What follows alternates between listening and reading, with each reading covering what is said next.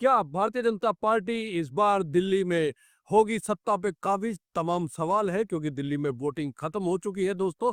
उसके बाद जितने एग्जिट पोल आए हैं, हम कहे कि 9 अलग-अलग एजेंसियों के एग्जिट पोल आए हैं और सबसे बड़ी बात ये है कि 9 में से 7 एग्जिट पोल जो है वो भारतीय जनता पार्टी की दिल्ली में सरकार बनते हुए दिखाई दे रही है और 2 एग्जिट पोल जो है वो अरविंद केजरीवाल की सरकार बनाते हुए दिखाई दे रहे हैं।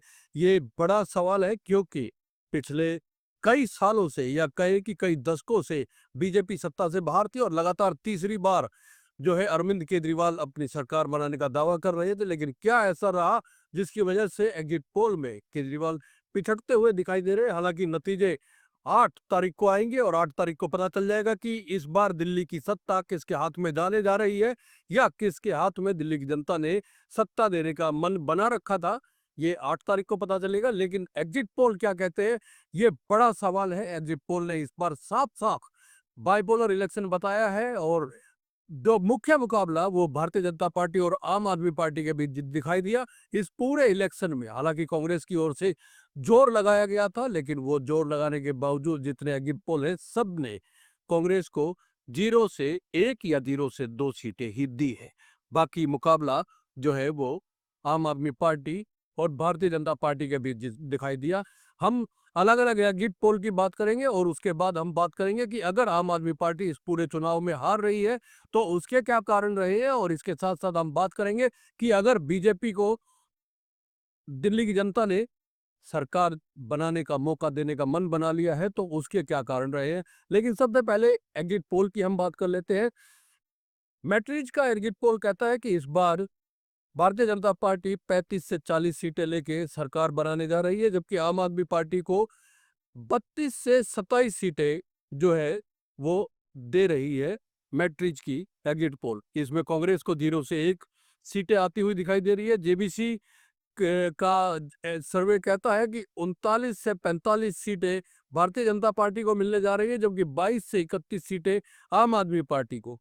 जेबीसी भी कांग्रेस को 0 से 1% एक सीट ही दे रहा है, जबकि चाणक्य स्ट्रेटेजीज जो है वो भारतीय जनता पार्टी को 39 से 44 सीटें दे रहा है, जबकि आम आदमी पार्टी को 25 से 28 सीटें चाणक्य स्टडीज की ओर से दी जा रही है। और इसके अलावा कांग्रेस को 2 से 3 सीटें मिलती हुई दिखाई दे रही है इस एग्जिट पोल के मुताबिक।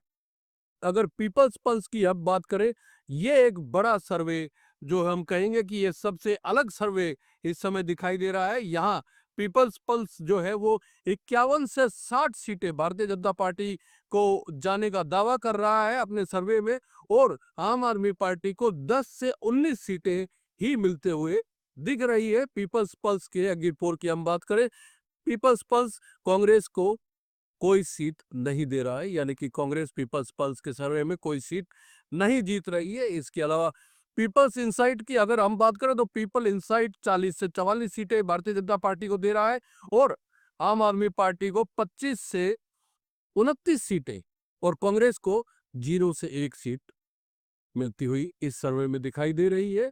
इसके अलावा पोल डायरी की बात करें, पोल डायरी भारतीय जनता पार्टी को 42 से 50 सीटें दे रहा है और आम आदमी पार्टी को 18 से 25 सीटें, जबकि कांग्रेस को 0 से 2 सीटें।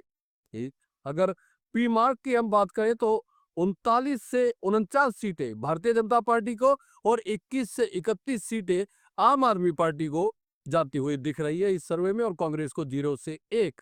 लेकिन जो 2 सर्वे ऐसे हैं जो आम आदमी पार्टी की सरकार इस इलेक्शन में भी बनते हुए दिखा रहे हैं, उन 2 सर्वे की बात हम कर लेते हैं। इसमें सबसे पहले वी प्रसाइड की अगर हम बात करें तो भारतीय जनता पार्टी को 18 से 23 सीटें यहाँ पे मिलती हुई दिखाई दे रही है और आम आदमी पार्टी को 46 से 52 सीटें मिलती हुई दिखाई दे रही है और कांग्रेस को 0 से 1। वी प्रसाइड की अगर हम सर्वे की बात करें तो आम आदमी पार्टी लगातार तीसरी बार दिल्ली में पूर्ण बहुमत की सरकार बनाने जा रही है। इसके साथ साथ माइंड ब्रिंक की अगर हम बात करें तो mind brink Bharatiya Janata party को 21 से 25 सीटें दे रहा है और आम आदमी पार्टी को 44 से 49 सीटें। यहाँ भी कांग्रेस को 0 से 1 सीटें ही मिलती हुई दिख रही है। तो सीधा सा अगर हम बात करें तो दिल्ली में इस बार चुनाव भले ही कांग्रेस पार्टी ने ताकत लगाई हो, भले ही कांग्रेस पार्टी ने महिलाओं को रिझाने के लिए तमाम घोषणाएं की हो, भले ही कांग्रेस पार्टी के तमाम नेता राहुल गांधी से लेकर प्रियंका गांधी और मल्लिकार्जुन खड़गे तक सड़कों पे उतरे हो, लोगों को लुभाने की कोशिश की हो, तमाम रैलियों को संबोधित किया हो, लेकिन इस बार जो है वो कांग्रेस को सीटों के लिहाज से अगर हम देखें तो बहुत बड़ा फायदा हो मिलता हुआ नहीं दिख रहा है।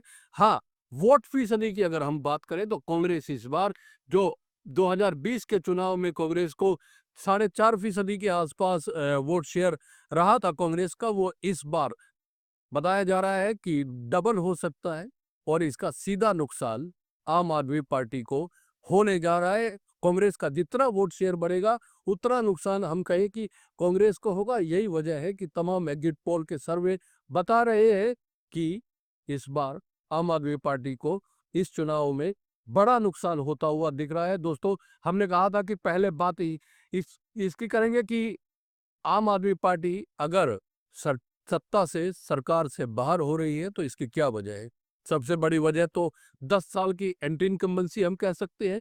लोगों को जितनी उम्मीदें थी अरविंद केजरीवाल और आम आदमी पार्टी से, शायद वो उम्मीदें दिल्ली की जनता की पूरी नहीं हुई है। हालांकि आम आदमी पार्टी की ओर से लगातार दावा किया गया, मोहल्ला क्लिनिक, महिलाओं के लिए फ्री बस यात्राएं या मुफ्त बिजली पानी की जो व्यवस्थाएं थी या शिक्षा को लेके जो सुधार हुआ, उन तमाम चीजों को लेके जो दावे किए गए थे, शायद दिल्ली की जनता ने इस बार, अगर एग्जिट पोल की हम माने, हालांकि नतीजे मैं फिर से कहूंगा कि 8 तारीख को आने, अगर दिल्ली की जनता की माने तो इस बार ये एग्जिट पोल कहता है कि नकार दिया है।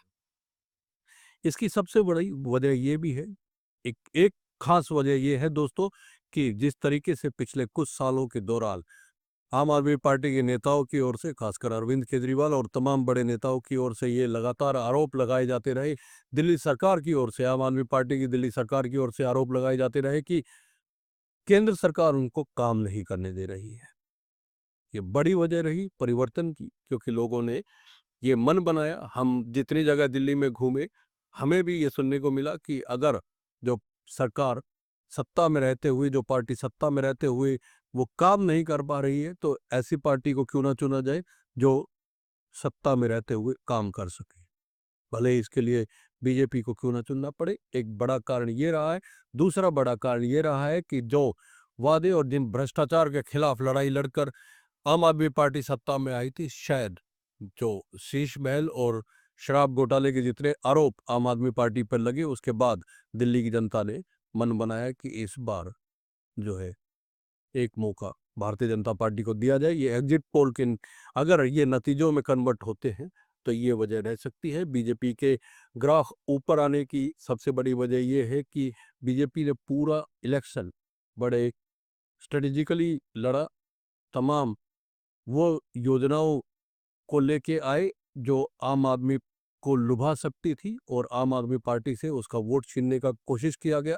और सबसे बड़ी बात, जो मध्यम वर्ग दिल्ली का जो मेन वोटर है, कोर वोटर है, उसको लुभाने के लिए जिस तरीके से बजट आया और बजट में 12 लाख रुपए तक की जो मध्यम वर्ग को, सैलरीड क्लास को छूट देने की घोषणा की गई, उसने एक बड़ा गेम चेंजर हम कह सकते हैं इस चुनाव में वो रहा है। इसके अलावा हिंदुत्व और इसके अलावा जो वादे और गारंटियां भारतीय जनता पार्टी की ओर से दी गई, शायद उन्होंने भी कुछ काम किया है। लेकिन मुख्य बात यह है कि 8 तारीख को नतीजे आने हैं।